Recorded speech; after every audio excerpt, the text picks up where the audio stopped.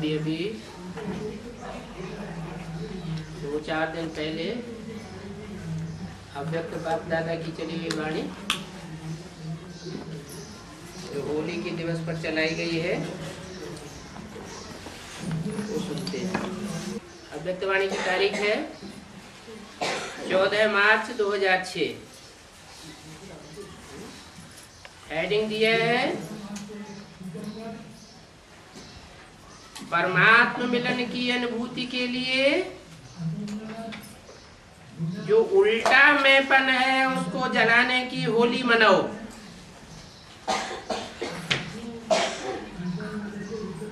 दृष्टि की पिचकारी द्वारा सर्वात्माओं को सुख, शांति, प्रेम, आनंद का रंग लगाओ। काहे की पिचकारी? दृष्टि की पिचकारी के द्वारा। दृष्टि से सृष्टि सुधरती है ना, जैसी दृष्टि वैसी सृष्टि।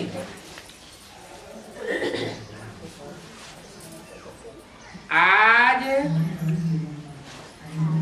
होलीएस्ट बाप अपने होली बच्चों से मिलन मनाए रहे हैं।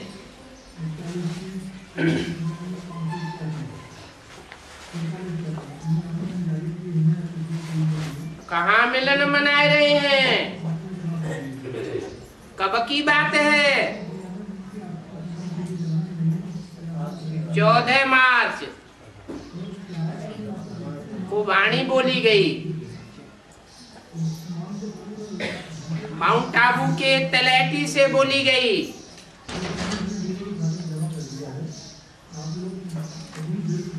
और कहाँ के लिए इशारा दिया? किसके लिए इशारा दिया?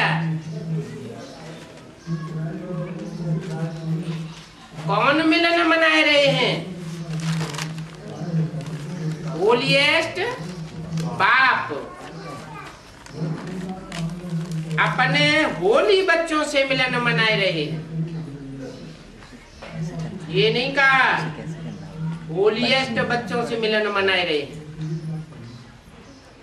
कैसे बच्चों से मिलन मनाए रहे हैं? होली बच्चों से, पवित्र बच्चों से, जिनकी दृष्टि में, वृत्ति में, वाचा में और कर्मेंद्रियों में भी नंबरवार पुरुषार्थ अनुसार पवित्रता आई हुई है। ऐसे बच्चों से मिलन मनाए रहे हैं। लेकिन कहाँ मिलन मनाए रहे हैं? कहाँ की बात बताई?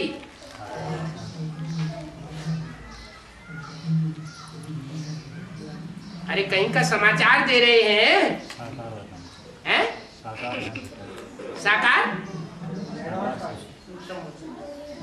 हाँ, सूक्ष्म वतन की बात बताई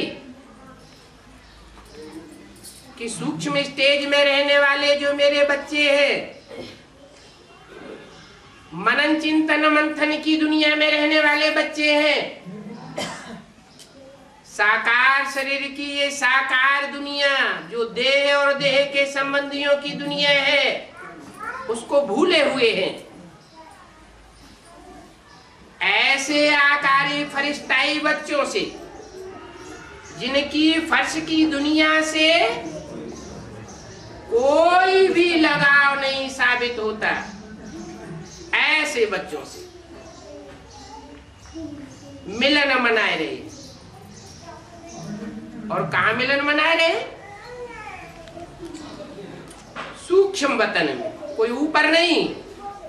इसी साकारी दुनिया में बौद्धिक स्टेज से कोई ऐसे बच्चे हैं जो साकार शरीर में आत्मा होते हुए भी साकार शरीर के चिंतन से परे की स्टेज में अनुभव करते हैं। चलो सदाकाल न भी अनुभव करते हो, फिर भी पुरुषार्थ अनुसार, अवस्था के अनुसार टाइम टू टाइम ये अनुभव करते हैं। ऐसे बच्चों से मिलन मनाई रही। चारों ओर के होली बच्चे दूर बैठे भी, ऐसे नहीं कि वहां सभा में ही बैठे हैं, जो दूर बैठे बच्चे भी हैं वो भी समीप हैं। किसके? होलीएस्ट बाप के। बाप दादा नहीं कहा, क्या कहा?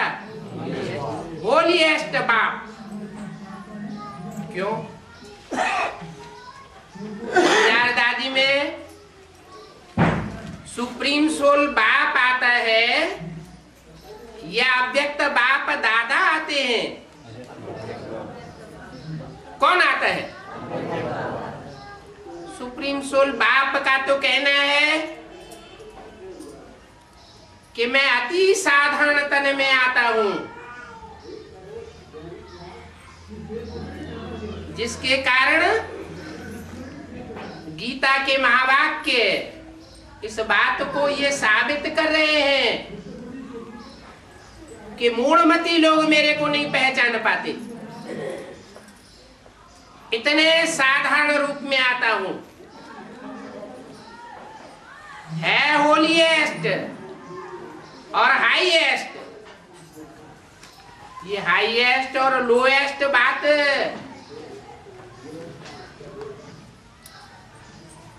पार ब्रह्म परमेश्वर की है, जो इस साकार दुनिया में आकर भी परे ते परे स्टेज में रहता है। वो है सुप्रीम सोल शिव, जो जन्म मरण के चक्र में नहीं आता। अगर वो ज्योति बिंदु शिव, जिसका बड़ा आकार शिवलिंग बनाते हैं पूजा करने की सुविधा के लिए, वो ज्योति बिंदु शिव भी अगर जन्म मरण के चक्र में आए तो इन आत्मा रूपी बच्चों को इस मृत्यु लोक से छुड़ाने वाला कोई भी नहीं रहे। वो आते ही तब है जब इस सृष्टि में नारा गूंजना होता है प्रैक्टिकल, हर हर बम बम। एटॉमिक बम तैयार हो जाते हैं। दुनिया अपने अपने खेल खिलौने घरौंदे में बनाने में लगी रहती है और बाप आकर के नई सृष्टि रूपी मकान बनाने के लिए आ जाते हैं। पुरानी सृष्टि रूपी मकान पुराना हो जाता है। जैसे कोई बाप अपने बच्चों के लिए मकान बनाता है तो नए मकान में खूब आनंद आता है। बच्चों की बुद्धि नए मकान में चली जाती है। नया मकान सुखदाई होता है। दुनिया की हर चीज की चार अवस्थाएं होती हैं, सतो प्रधान, सतो सामान्य, रजो और तमो। मनुष्य की चार अवस्थाएं भी वैसे ही गुजरती। बचपन में कितना सुख महसूस करता है, फिर किशोरावस्था आती है, फिर जवानी आती है, विकार बढ़ जाते हैं, काम क्रोध लोभ मोह अहंकार पीछा करते, फिर अंत में बुढ़ापा आता है। इंद्रियां काम नहीं करती, मन के अंदर विकृति बढ़ती जाती है, सुख भोग नहीं सकता। कितना दुखी अशांत अनुभव करता है। तो ये सृष्टि की भी चार अवस्थाएं हैं। सृष्टि रूपी ड्रामा कहो, इसके चार सीन है। सतयुग, सत्य का युग। सत्य का युग कौन स्थापन करेगा? ये झूठ खंड में रहने वाले मनुष्य स्थापन करेंगे।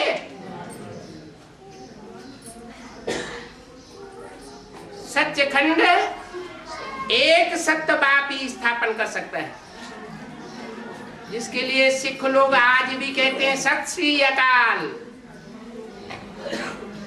अकाल मूर्त, कालों का काल, महाकाल, जिसको कोई काल खा नहीं सकता। एटम बम फटेंगे, सारी दुनिया को खा जाएंगे, पृथ्वी का बैलेंस बिगड़ जाएगा और भूकंप बड़े बड़े आएंगे। महलमाड़ियां, अटारियां, जो घरौंदे बनाए हुए सब टूटने लग पड़ेंगे, क्योंकि जो चीज बनाई गई है वो काम में जरूर आनी है।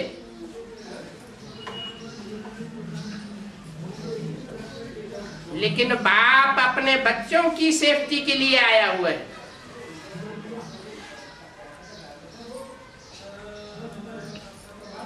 आकर के राजयोग सिखाए रहा है, ऐसा राजयोग जिसमें राज भरा हुआ है।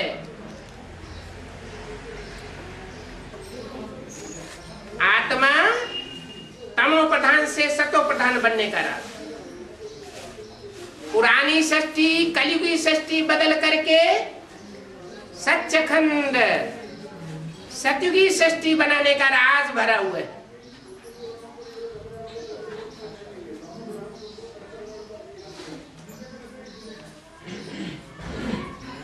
कर्म इंद्रियों के द्वारा प्रैक्टिकल वो राजयोग सिखाता है।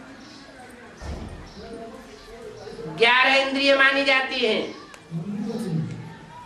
5 स्थूल कर्मेंद्रियां और 5 ज्ञानेंद्रियां, और इन सब को कंट्रोल करने वाला मन।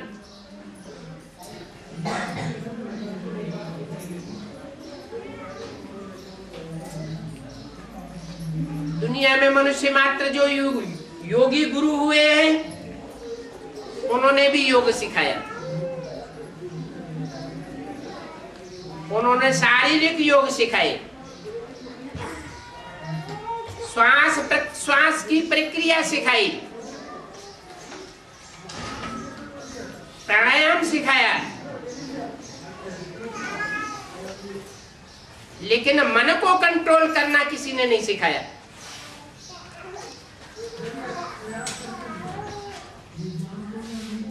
ये मन का कनेक्शन दृष्टि से है। आंख जिस चीज को देखती है, मन में वो चीज याद जरूर आती है, अगर थोड़ा भी लगाव पूर्वक देखा गया तो बाप आकर जो राजयोग सिखाते हैं, उस राजयोग में दृष्टि का और वृत्ति का बहुत महत्व है।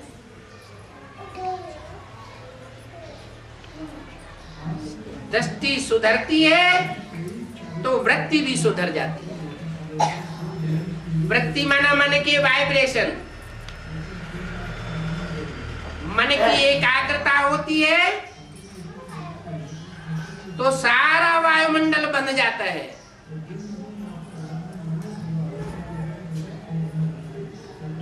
एक आत्मा भी अगर 100% एकाग्र स्टेज में स्थित हो जाए, सुप्रीम सोल बाप की बात नहीं है, उसको कुछ करना धरना नहीं है, वो तो सिर्फ आकर के ज्ञान सुनाता है और दृष्टि योग के द्वारा वाइब्रेशन को कंट्रोल करना सिखाता है। बस न वो श्रेष्ठ कर्म करता न भ्रष्ट कर्म करता, इसलिए उसको अकर्ता कहा जाता है। ये सुप्रीम सोल की बात हुई। लेकिन सुप्रीम सोल शिव ज्योति बिंदु के जो बच्चे आत्मा हैं, वो अच्छे बुरे कर्म करने वाले। सत्य और त्रेता युगी जो सृष्टि है सात्विक, उसमें बुरे कर्म नहीं होते, क्योंकि दैवी सृष्टि है। रामकृष्ण जैसी श्रेष्ठ आत्माओं का राज्य है। यथा राजा तथा प्रजा। नारायण के राज्य में सब नारायण जैसे होंगे, राम के राज्य में सब यथा राम राजा तथा प्रजा। भ्रष्ट कर्म वहां होते ही नहीं। जब द्वापर युग शुरू होता है तो द्वैतवाद शुरू होता है। द्वैतवाद अर्थात दो दो बातें शुरू हो जाती हैं, दो दो मतें शुरू हो जाती, दो दो भाषाएं शुरू हो जाती, दो दो राज्य शुरू हो जाते, दो दो राजाएं हो जाते, 2 से 4, 4 से 8 बढ़ते जाते। अनेक मत मतांतर होने के कारण वाइब्रेशन टूटते हैं और दृष्टि की पावर क्षीण होती जाती है। कलयुग के अंत में आते आते वाइब्रेशन दुनिया का बिल्कुल टूट जाता है। लोगों को ये पता भी नहीं रहता कि दुनिया की सबसे बड़ी शक्ति है दृष्टि और वृत्ति। दृष्टि की पावर और वृत्ति की पावर एटॉमिक विस्फोटों को भी कंट्रोल करती है। जिनमें ये पावर आ जाएगी, एटम बमों का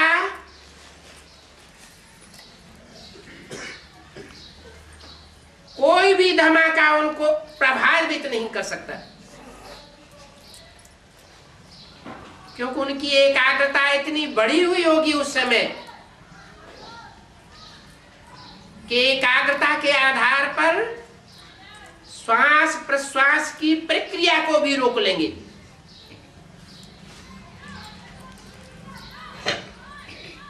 जब श्वास ही नहीं लेंगे, नहीं छोड़ेंगे,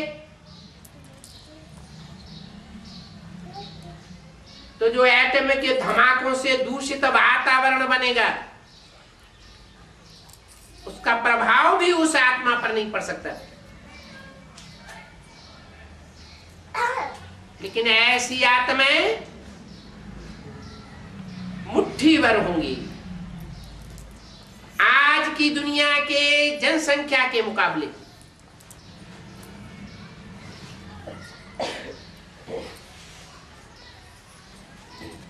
आत्मा रूपी सितारे वो गाए हुए हैं। 9 लाख सितारे आसमान में गाए जाते हैं। वो हैं आसमान के जड़ सितारे, और ये भगवान बाप के बच्चे हैं इस धरती के चैतन्य सितारे। उनमें भी 4.5 लाख हैं रात की रोशनी में, जो चंद्रमा की और सितारों की रोशनी होती है। बाकी रात होती है, उस रात में टिमटिमाने वाले सितारे, रोशनी मारने वाले सितारे, जिन्हें ब्रह्मा की रात कहा जाता है। उस रात में चमकने वाले कितने? 4.5 लाख। चंद्रमा की रोशनी में अपने प्रभाव से संसार को प्रभावित करने वाले, और बाकी 4.5 लाख वो दिन के सितारे हैं। सूर्य की रहबरी में रहने वाले सितारे हैं।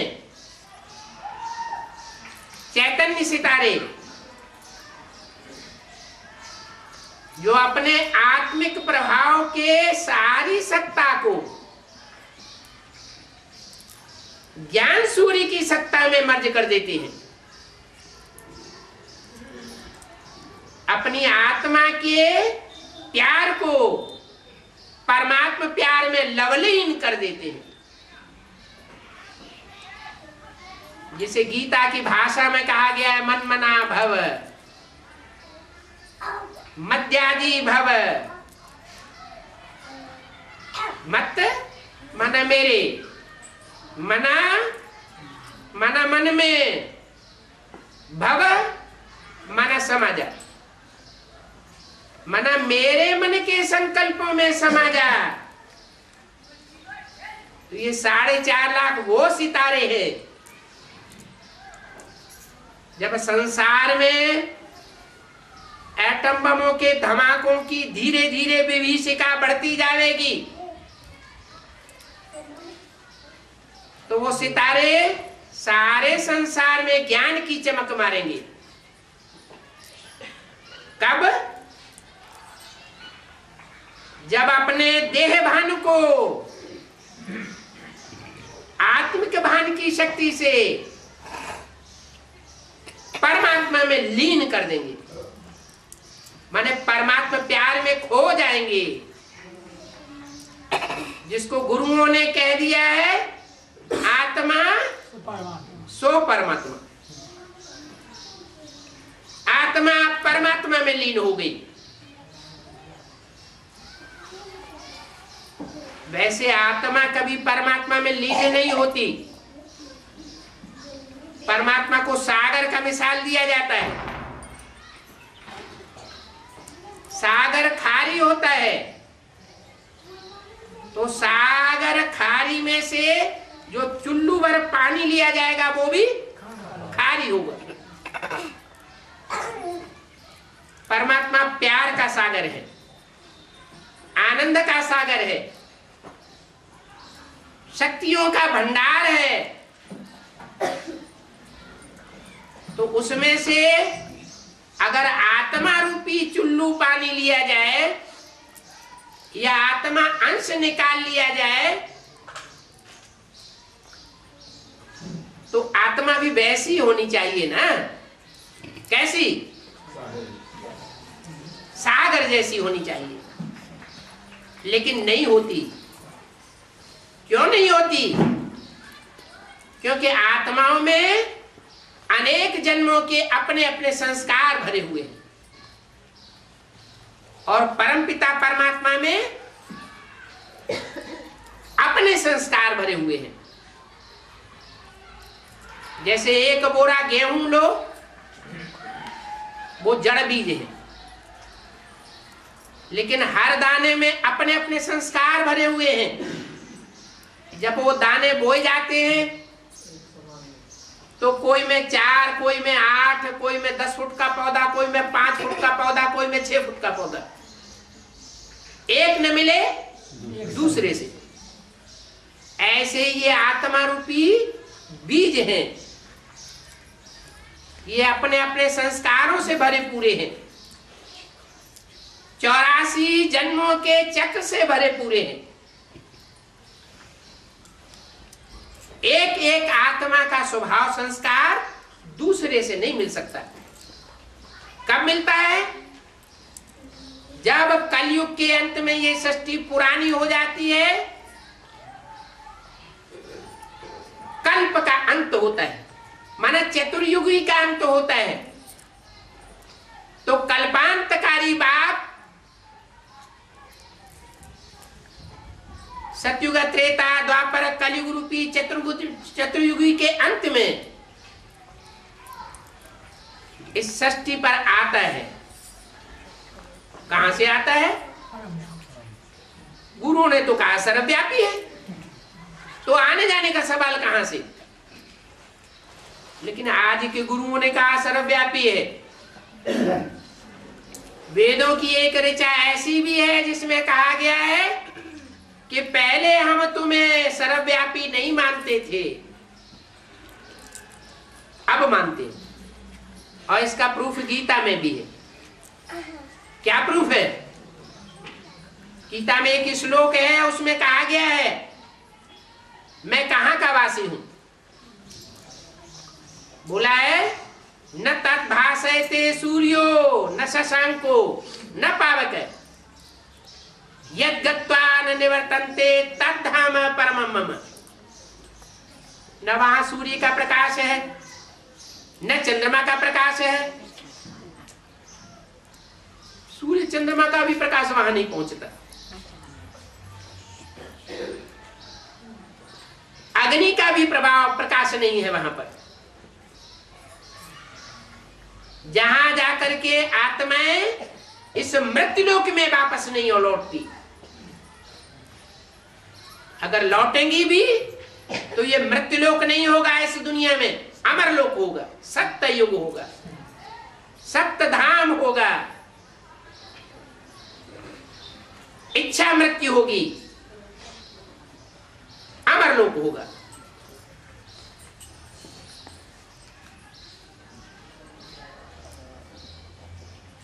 तो जो आत्माएं परम धाम की वासी है, जो परम पिता परमात्मा परम धाम का वासी है, और बाप के लोक में रहने के लिए उन्हें विशेष मेहनत भी नहीं करनी पड़ती। इनको जो मेरे होलीएस्ट बच्चे हैं, माने भले 84 जन्म भी लेते हैं तो भी वो होलीएस्ट बच्चे देह भान में उतना नहीं रंगते जितना दूसरे धर्मों की आत्माएं रंग जाती है। क्योंकि सत्य सनातन धर्म की आत्माएं सृष्टि की आदि में बहुत थोड़ी थी। वो थी शिव सूर्यवंशी आत्माएं।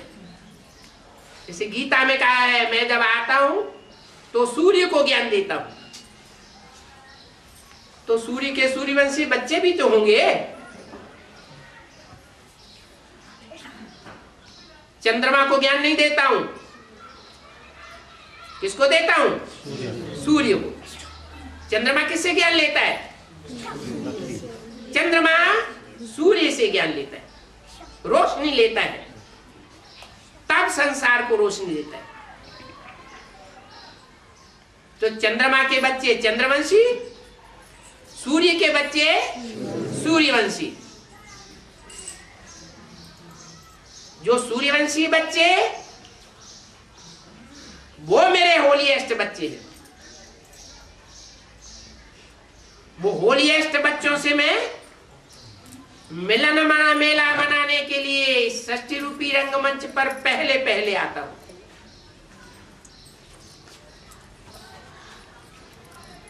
बोला अभी भी ऐसे बच्चों से मिलन मनाए रहे हैं। कैसे मिलन मनाए रहे हैं?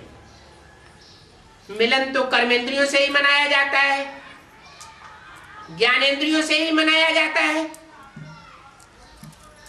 मिलन की अनुभूति कैसे होती है? बिना कर्मेंद्रियों की और ज्ञानेंद्रियों की हो सकती है क्या? कोई कहेंगे क्यों नहीं होती। सूरदास को, तुलसीदास को, मीरा को भगवान के साक्षात्कार हुए तो क्या मिलन की अनुभूति नहीं हुई? अरे साक्षात्कार स्वप्नवत चीज है। जैसे स्वप्न में कोई अच्छा स्वप्न देखते हैं तो तबीयत खुश हो जाती है, ऐसे ही साक्षात्कार भी है। स्वप्न सोते समय बंद आंखों से देखा जाता है स्वप्नावस्था में, और साक्षात्कार ऐसी स्टेज है जो परमात्मा बाप जागृत अवस्था में भी वो अनुभव कराए देते हैं। लेकिन मीरा को साक्षात्कार हुआ, उससे मीरा कोई वैकुंठ में नहीं चली गई, इस दुनिया में वैकुंठ है ही नहीं, ये तो कलयुगी दुनिया है। ऐसे नहीं कि वैकुंठ कोई ऊपर होता है और नरक कोई नीचे होता है, नहीं। मनुष्य आत्मा ही जब ऊंची स्टेज पकड़ती है परम पिता परमात्मा की याद में, तो वो शाश्वत उनकी स्टेज उनको स्वर्ग का अनुभव कराती है, सतयुग में अनुभव करती है, सतयुगी दुनिया में पहुंचती है। और धीरे धीरे जन्म लेते लेते देहभान का सुख भोगते भोगते कर्म इंद्रियों का रस लेते लेते जब आत्मिक स्थिति क्षीण होती है, देहभान बढ़ता जाता है, क्योंकि देह के द्वारा ही सुख भोगे जाते हैं। तो सतयुग से त्रेता, त्रेता से द्वापर, द्वापर से कलयुग, नीची स्टेज में आत्माएं आ जाती है, दुखमयी स्टेज में आ जाती हैं। इसलिए कहते हैं नरक है पाताल में और स्वर्ग है ऊपर। ऊपर माने ऊंची स्टेज। जैसे शंकर जी के लिए कहते हैं कैलाशी वासी, तो ऐसे नहीं कि कोई कैलाश में रह करके दुनिया का कल्याण कर लेंगे, नहीं। इस दुनिया में रह करके ही परमात्मा सुप्रीम सोल बाप शंकर जैसे महादेव के द्वारा दृष्टि से सृष्टि सुधारते हैं, वृत्ति रूपी वाइब्रेशन सुधारते हैं, और बच्चों की मनसा को, वाइब्रेशन को, दृष्टि को पलट करके जैसी दृष्टि वैसी उनकी सृष्टि सतो प्रधान बनाते।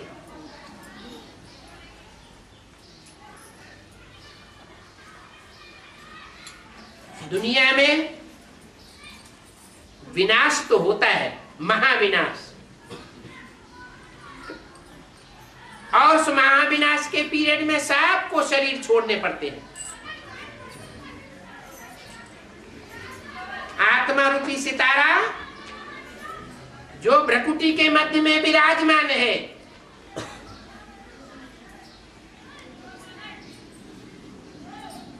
वो उस भ्रकुटी रूपी तख्त को छोड़ करके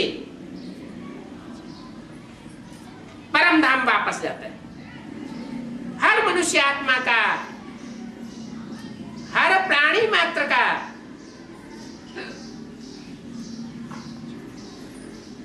आत्मा रूपी सितारा महाविनाश के टाइम पर नंबरवार वापस जाता है।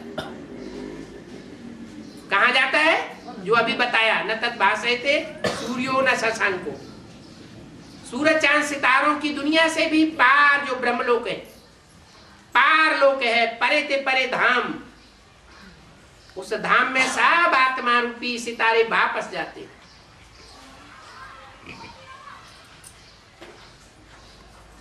तो नंबरवार वापस आते हैं। जिस नंबर से जाते हैं उसी नंबर से वापस आते हैं। पहले पहले वापस कौन जाएंगे? जो परमात्मा बाप के ज्यादा नजदीकी होंगे वो जाएंगे, या दूसरे जाएंगे? जिन्होंने परमात्मा बाप का ज्यादा से ज्यादा संग का रंग लिया होगा, वो पहले पहले परम धाम वापस जाते हैं बाप के घर में, और उन्हीं को पहले पहले ये सच रूपी मकान या दुकान कहो, उसका संचालन करने के लिए वापस भेजा जाता है। जैसे दुनिया में हुआ है, जो भी राजाएं हुए हैं वो अपने बड़े बच्चे को राजाई सौंपते रहे। बड़ा बच्चा खुदा न खास्ता शरीर छोड़ देता है तो उससे छोटे बच्चे को राजगद्दी मिलती है, फिर उसके बाद उसके नीचे। ऐसे ही जो बड़िल्ली आत्माएं हैं वो पहले सृष्टि रूपी रंगमंच पर आकर के नई सतयुगी सतो प्रधान दुनिया का सुख भोगती है। सतयुग में कहते हैं नारायण का राज्य होता है, मात्र एक ही देवता है सारी सृष्टि में, 33 करोड़ देवताओं के बीच में, जिसका शास्त्रों में कोई भी ग्लानि का नाम निशान नहीं देखा जाता। बाकी सब 33 करोड़ जो भी देवता है, सब की ग्लानि भरी हुई है। वो है परमात्मा बाप की पहली पहली रचना। बाप आकर के जो गीता ज्ञान देते हैं, राजयोग सिखाते हैं, उस ज्ञान को लेकर के जो हीरो पाठधारी तैयार होता है, वो नर से नारायण बनता है। जो गीता में ज्ञान है, हे अर्जुन रूपी नर, तू ऐसी करनी कर जिससे नर से नारायण बने, और हे द्रौपदी नारी, तू ऐसी करनी कर जो तू नारी से नारायणी बने। कि नर से नारायण और नारी से लक्ष्मी बनने का ज्ञान गीता का ज्ञान है। ये गीता का ज्ञान सुप्रीम सोल परमपिता परमात्मा शिव ही आकर के देता है। वो निराकार ज्योति बिंदु है, जो जन्म मरण के चक्र में नहीं आता, साकार शरीर धारण नहीं करता, गर्भ से जन्म नहीं लेता। वो सिर्फ परकाया प्रवेश करता है। जैसे गीता में एक शब्द आया है प्रवेष्टुम, मैं प्रवेश करने योग्य हूं। किसी में प्रवेश करता होगा? इब्राहिम, बुद्ध, क्राइस्ट, गुरु नानक, ये श्रेष्ठ थे श्रेष्ठ जो धर्म पिताएं हैं, जो इतनी बड़ी से बड़ी जेंट्री को कंट्रोल करके बैठे। आज क्रिश्चियंस की जनसंख्या 100-150 करोड़ से ऊपर है। 500-600 करोड़ की दुनिया में 100-150 करोड़ तो क्रिश्चियंस ही हो गए। उनका सबका श्रद्धा विश्वास एक धर्म पिता पर बैठा हुआ है। तो महान आत्मा तो है ना, ग्रेट धर्म पिता तो है ना। लेकिन वो धर्म पिताएं भी, चाहे इब्राहिम हो, बुद्ध हो, क्राइस्ट हो, गुरु नानक हो, सब ने नतमस्तक होकर उससे ग्रेट ग्रेट ग्रैंडफादर को स्वीकारा है, जिसको उन्होंने अपनी भाषा में आदम भी कहा है। सृष्टि का आदि पुरुष एडम, जैनियों में आदिनाथ और हिंदुओं में आदिदेव। अलग अलग नाम रूप दे दिए हैं, लेकिन व्यक्तित्व एक ही है। ये वही व्यक्तित्व है सृष्टि रूपी रंगमंच का, जो हीरो पाठधारी के रूप में सतयुग के आदि में नारायण के रूप में राज्य करता है।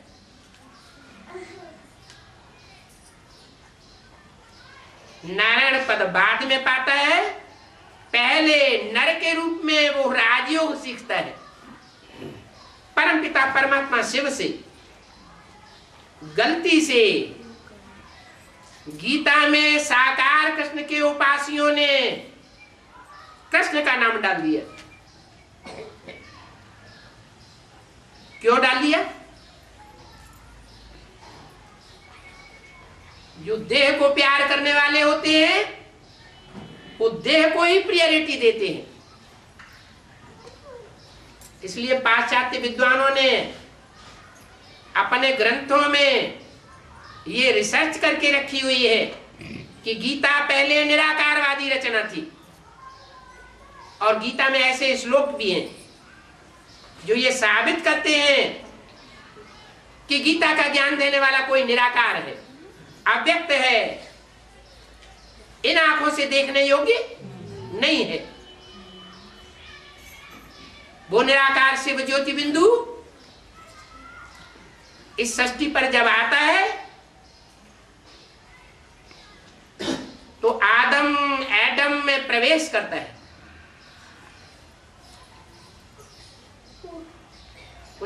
एडम के साथ ईव का भी नाम गाया हुआ है। वो आदम और ईव इस सृष्टि के हीरो हीरोइन हैं। ये हीरो हीरोइन का पार्ट बजाने वाली कोई दूसरी आत्माएं नहीं है। भारत की परंपरा में जिनका बहुत गायन है, बहुत पूजन है, ढेर मंदिर बने हुए हैं, वो रामकृष्ण की आत्माएं ही हीरो हीरोइन का पार्ट बजाती है। एक सूर्य का पार्ट बजाता है तो दूसरा चंद्रमा का पार्ट बजाता है। ज्ञान सूर्य की रहबरी में पलने वाले जो श्रेष्ठ आत्माएं हैं सतयुग की आदि की, वो 4.5 लाख आत्माएं जो साकार शरीर में रहते हुए भी निराकारी होलीएस्ट स्टेज को कर लेती है। जैसे कहते हैं आंखों से देखते हुए भी न देखना, कानों से सुनते हुए भी न सुनना, ऐसे ही कोई भी कर्मेंद्रिय से कर्म करते हुए भी जैसे कर्म किया और न किया बराबर हो गया, ऐसी अकर्ता स्टेज को प्राप्त करने वाली आत्मा।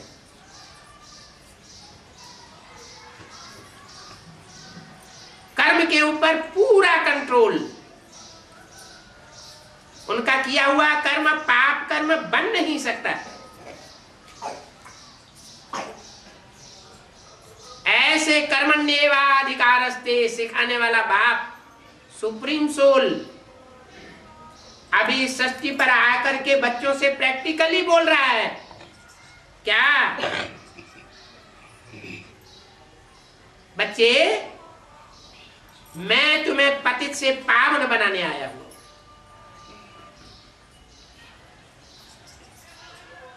तुम्हारी दृष्टि पतित हो गई,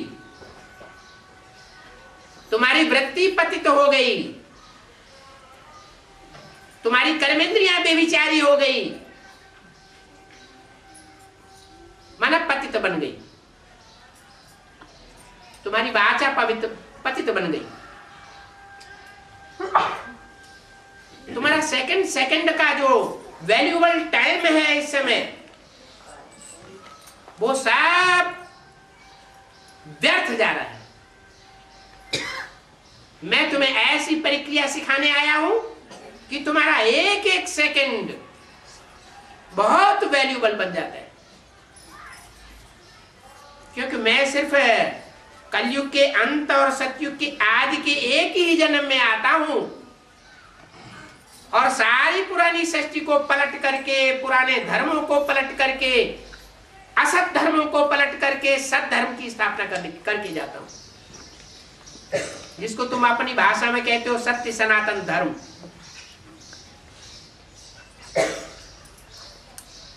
वो सत्य सनातन धर्म सत्य बाप आकर के स्थापन करते हैं, सत्य नारायण के द्वारा स्थापन करते हैं। माना नर से नारायण बनने वाला सत्य नारायण अलग है और उसको सत्य नारायण बनाने वाला सुप्रीम सोल बाप अलग है। इसलिए कहते हैं शिव शंकर भोलेनाथ। शंकर शिव भोलेनाथ क्यों नहीं कहते? शंकर का नाम पहले लगाए देते, सो क्यों नहीं लगाते? क्योंकि शंकर है देवताओं में बड़ा देवता, भगवान नहीं है। जैसे रामकृष्ण देवताएं हैं, वैसे शंकर भी देवताओं में सबसे बड़ा देवता है, भगवान नहीं, सुप्रीम सोल नहीं है। अगर वो सुप्रीम सोल होता तो जो चित्र बने हुए हैं, मूर्तियां बनी हुई है, वो मूर्तियां किसकी याद में बैठी हुई है? शंकर को किसके ध्यान में बैठा हुआ दिखाया गया? वो भी निराकार शिव ज्योति बिंदु की याद में बैठा हुआ है। उस याद में रहने वालों में सबसे श्रेष्ठ स्थिति को उसने पाया। 33 करोड़ देवताओं ने भी उस स्थिति को प्राप्त नहीं किया, उस एक ने प्राप्त किया इसलिए शिव के साथ शंकर का नाम आज भी जुड़ा हुआ है। दोनों ही ज्योति बिंदु आत्मा स्टार है, लेकिन एक है अभोक्ता, जिसे कहते हैं शिव, और दूसरा है भोक्ता, माने शरीर धारण करने वाला। शरीर धारण करता है, और शरीर धारण करता है इसलिए वेदों में गाया हुआ है।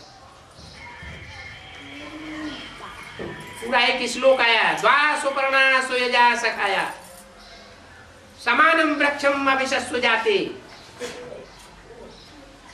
ये षष्ठ रूपी वृक्ष है, इसमें दो पक्षी बैठे हुए हैं, एक है अभोक्ता और दूसरा है भोक्ता। संसार के सुखों को भोगने वाला है।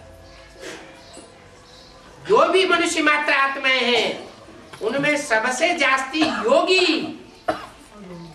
वो सबसे जास्ती परमात्मा बाप सुप्रीम सोल का सहयोगी, और जो जितना जास्ती सहयोगी बनता है उतना ही सृष्टि के सुख जास्ती भोगता है।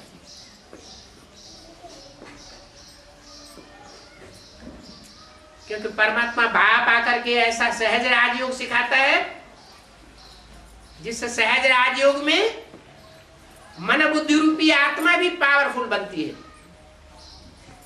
जिसका मन बुद्धि रूपी आत्मा जितनी पावरफुल बनेगी, वो जन्म जन्मांतर शरीर रूपी वृक्ष धारण करके उतना ही जास्ती सुख भोगेगा।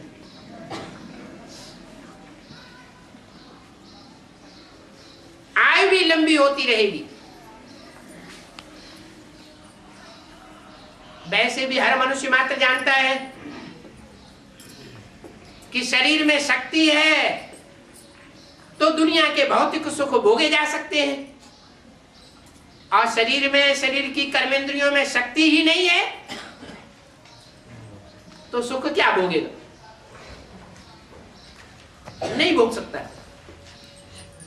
तो ये सब प्रकार की शक्तियां सुप्रीम सोल बाप अभी बर्पा करने के लिए आया हुआ है।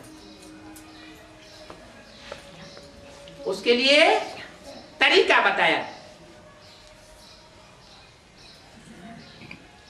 तुम अनेक जन्म जन्मांतर 84 के चक्र में आते आते तुम बच्चे अनेकों के संग के रंग में आते आते पतित तमो प्रधान बन गए। तुम्हारी आत्मा रूपी बैटरी डिस्चार्ज हो गई। अब तुम कितना भी धन इकट्ठा कर लो, कितने भी बड़े पहलवान बन जाओ, तन इकट्ठा कर लो, कितने भी बड़े नेता या धर्माचार्य गुरु बन करके बैठ जाओ, जनबल इकट्ठा कर लो, लेकिन तुम सुख नहीं भोग सकते। तुम्हारी आत्मा रूपी जो स्टार है वो डिस्चार्ज हो चुका है। अब मैं सुप्रीम सोल बाप जनरेटर आया हुआ हूं, तुम्हारी शक्तियों को जनरेट करने के लिए, पावरफुल बनाने के लिए। जन्म जन्मांतर अनेकों के संग के रंग में आते आते तुम्हारी आत्मा डिस्चार्ज हो गई। अब इस एक जन्म में मैं जो बड़े से बड़े बैटरा हूं, उससे मन बुद्धि का कनेक्शन जोड़ करके, तन का, मन का, धन का, कर्मेंद्रियों का कनेक्शन जोड़ करके अपनी आत्मा रूपी बैटरी को चार्ज कर लो। अब नहीं तो कब नहीं। चार्ज तो तब कर ले जबकि वो इन आंखों से दिखाई पड़े कि कहां है। गीता में तो कह दिया कि अव्यक्तो अयम, मैं अव्यक्त हूं। अव्यक्त माने इन व्यक्त आंखों से वो दिखाई नहीं पड़ता। ये जो स्थूल चक्षु है, जो आंखें देखने में आती हैं वो आंखें उसको पहचान नहीं सकती। बहुत से लोग यहाँ आकर के ऐसे भी बैठे हुए हैं जो ये आशा लेकर के आए हैं कि लोग ऐसा ऐसा कहते हैं, चलो दर्शन करें आए।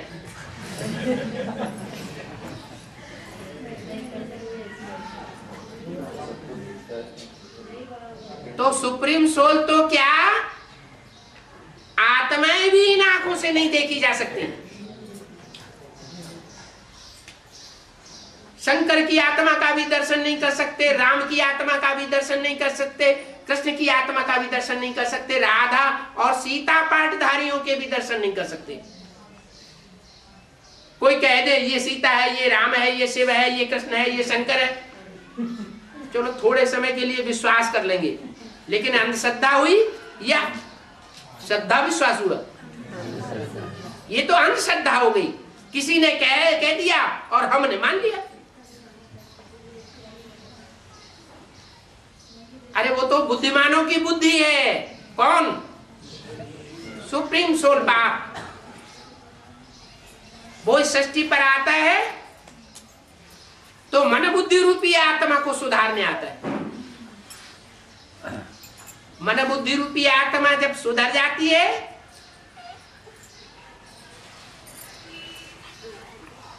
तो इस सृष्टि का ऊंचे से ऊंचा सुख भोगा जा सकता है। सुधार का तरीका बताता है कि मेरे को पहचानो, मैं जो हूं, जैसा हूं, जिस रूप में पार्ट बजाय रहा हूं, उस स्वरूप को पहचान करके मेरे को याद करो। मन मना भव, अपने मन को मेरे मन में तिरोहित कर दे। मन में जो संकल्प चलते हैं वो संकल्प मात्र भी मेरे मन के संकल्पों के विपरीत न चले, इतना एकाकार हो जाए। कर्मेंद्रियों से विपरीत कर्म करना, विपरीत भाषा बोलना, ये तो बहुत बड़ी बात हो गई। मन के अंदर संकल्प का कोई ऐसा बीज भी न पड़े जो मैं नहीं चाहता हूं, ऐसा मन मना भाव बन जाए, मेरे में समा जाए। तो जो तरीका बताया उस तरीके की बात यहां बताई पहली लाइन में। आज होलीएस्ट बाप अपने होली बच्चों से मिलन मनाए रहे हैं और दूसरे बच्चे इसका अनुभव नहीं कर सकते। कौन दूसरे बच्चे? जो स्थूल आंख से पहचानना चाहते हैं। नहीं, भगवान बाप को भारतवर्ष में खास त्रिनेत्री के रूप में प्रत्यक्ष किया गया है। शंकर को 3 नेत्र दिखाई जाते। जो शंकर आत्मा है उसके 2 नेत्र तो स्थूल अपने हैं और तीसरा नेत्र जो खड़ा हुआ है वो कहा जाता है शिव नेत्र। क्या कहा जाता है? शंकर नेत्र नहीं कहते, क्या कहते हैं? शिव नेत्र। माना वो सुप्रीम सोल शिव उसमें प्रवेश करता है।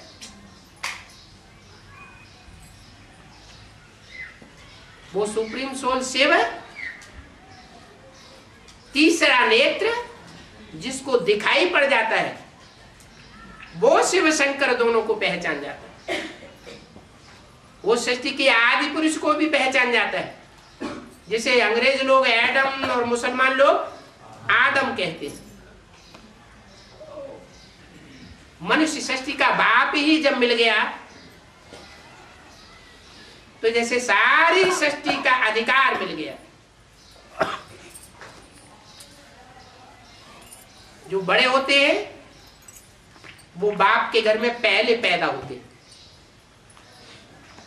जो छोटे बच्चे होते हैं वो बाप के घर में बाद में पैदा होते हैं। यहाँ कोई स्थूल पैदाइश की बात नहीं है, यहाँ तो अपने स्वरूप को पहचानने की बात है। कि मैं आत्मा रूपी सितारा जो पार्टधारी हूं, वो 84 जन्मों में मैंने क्या क्या पार्ट बजाया है, कैसे कैसे पार्ट बजाया है, किन किन आत्माओं से के साथ कैसे कैसे संबंध जोड़े हैं, किस किस देश विदेश में कैसे कैसे पार्ट बजाए। वो आत्मा रूपी स्टार को इस एक जन्म में ही सारे ज्ञान की प्राप्ति होनी है। इसलिए बाप कहते हैं तुम आत्मा रूपी स्टार पार्टधारी हो, षष्ठ रूपी रंगमंच पर पार्ट बजाने वाले पात्रधारी हो। अगर कोई पात्रधारी अपने पात्र को ही भूला हुआ हो तो उसको कहेंगे बेवकूफ एक्टर। तो जैसे हम सब अभी बेवकूफ हुए बैठे हैं। अगर हमें अपने अनेक जन्मों की थ्योरी का कुछ भी पता नहीं है, या कुछ भी थोड़ा बहुत पता है, थोड़ा बहुत पता है, तो भी तो क्या कहेंगे, कोई एक्टर हो, उसको 4 रोल मिले हुए हो ड्रामा में, और एक रोल उसे याद रह जाए ठीक से और 3 रोल भूल जाए, तो क्या कहेंगे, होशियार कहेंगे? नहीं, उसको भी बेवकूफ कहेंगे। तो बाप आए हैं एक एक बच्चे को हीरो जैसा हीरा बनाने के लिए। ये आत्मा रूपी हीरा हीरे के माफिक पावरफुल बन जाए, हीरो बाप का बच्चा बन जाए। उसके लिए होलीएस्ट बाप आकर के होली बनाते। होली माना पवित्र। मिलन मनाए रहे हैं, एक बाप के साथ जो मिलन मनाएंगे और दुनिया को बुद्धि से भुलाएंगे, उनकी आत्मा रूपी 5 विकारों की कट उतरेगी और एक से अव्यभिचारी संबंध नहीं जोड़ पाएंगे। ऐसी प्रैक्टिस नहीं करेंगे तो आत्मा रूपी सुई की कहो, स्टार की कहो, कट नहीं उतरेगी, तो दूसरे धर्मों में कन्वर्ट होना पड़े। 4.5 लाख आत्माएं ऐसी हैं जो अपने धर्म की पक्की रहती, जिनके लिए गीता बोला स्वधर्मे निधनम से या परधर्मो भयावह। अपने धर्म में मर जाना अच्छा और दूसरे धर्म में जाना भयभीत होना है। दूसरे जो पराधीन बना करके रखेंगे वो कभी सुख नहीं देंगे। कहते भी है पराधीन सपन सुख नहीं। ये भारत के देवी देवताएं ही जन्म लेते लेते जब द्वैतवाद द्वापर युग आता है तो दूसरे दूसरे धर्मों में कन्वर्ट होती रहते।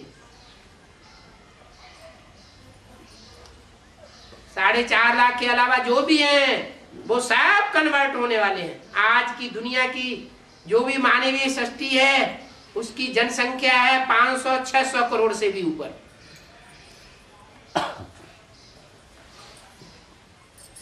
उनमें 4.5 लाख सारे विश्व में फैले हुए हैं, वो ही बचेंगे विनाश की विभीषिका में, और बाकी सब खलास होने वाले।